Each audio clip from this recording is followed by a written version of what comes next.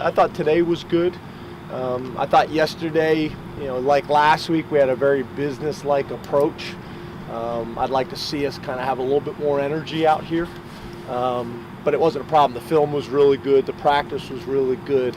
Just, what we did last year isn't good enough anymore. What we did last week isn't good enough anymore. We want to take it to another level. But we're very focused. We're very locked in. Very business-like. I thought today was better. I thought there was more juice, there was more energy, there was more emotion.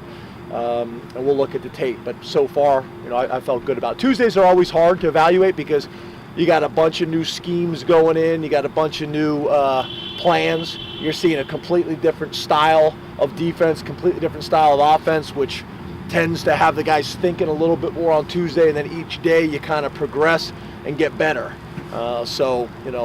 We want to do a great job early in the week, and then leave the field feeling great on Thursday, leave the field feeling great on Friday, and go into the game on Saturday with a lot of confidence. Can you speak to the depth of the defense, though, James? You played a ton of guys in the first half even of the game. How important is that to be that deep going against kind of teams you're going against? Really important. It's something I think you guys know. You look at our time, even back to Vanderbilt, we played a lot of guys. It's something we really believe in terms of a way to keep guys fresh, a way to try to create as many guys that feel like they have significant roles on the team and are involved, which creates a healthy locker room.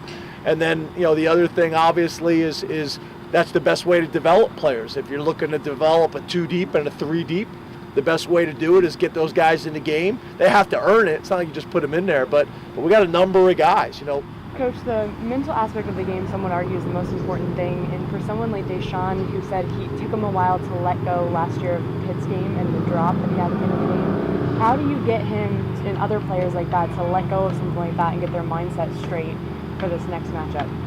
Well, I think you can talk about it, but to be honest with you, guys have to go through some adversity in their career.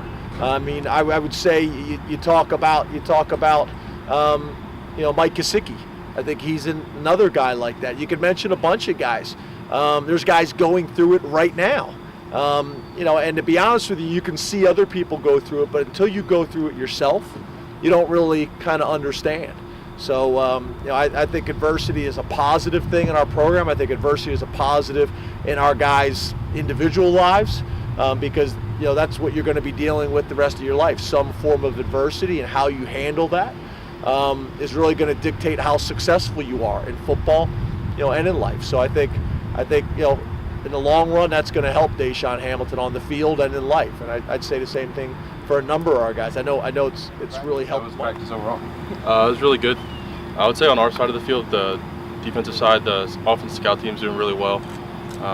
The O linemen are coming at us as hard as they could, so they're giving us a good look. Ryan, you were singled out as a top performer on defense by Coach Franklin in this conference. Who would you like to single out as far as who did exceptional alongside you on that defensive line? Who do you think really played well with you? I would say as a group, the D tackles. Nothing against the ends, but the D tackles were pushing the center and guards back in the quarterback all the time. They were getting pressure. Like on my sack, I give all the credit to the D tackles in that play because they pushed them my way. So D tackles had a really good game. Ryan, I think with your size, it's easy to compare you to Ryan Nash just with the stats on that. Who do you mold your game after, or who do you look at as someone who you emulate?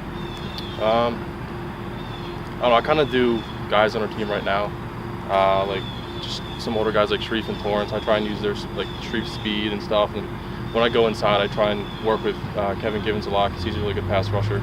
So I kind of focus on guys with our team. I work with them a lot on some moves and games we do together. So it's mostly just current players. You've seen Pitt with the speed sweeps a lot, especially last year. What are some of the challenges for you guys to try and make sure that they don't rip off the big play in the speed sweep? Yeah, they got us on a couple times last year, but later games like Michigan, I know Torrance had a big stop on a sweep, and Maryland ran a couple times. I think we emphasized it more after the Pitt game because it kind of showed a weakness in our defense. And the weeks after that, we stopped it pretty well. So I think we'll be fine. What's your favorite pass rushing move? Like what's your signature that you like to go to when you can get to the quarterback? Speed rush usually. I just come off high and then I usually long arm or something like that. Just because I have a lot of power and like to use that with my weight. It helps a lot. Ryan, what's the key to good defense for you in an era where people are scoring a lot of points? I would say communication. Coach probably kind of emphasizes that, and I mean if something happens, if like Pitt does, they trade their tight ends a lot. If we don't communicate that, then something could go wrong. So I think communication's key.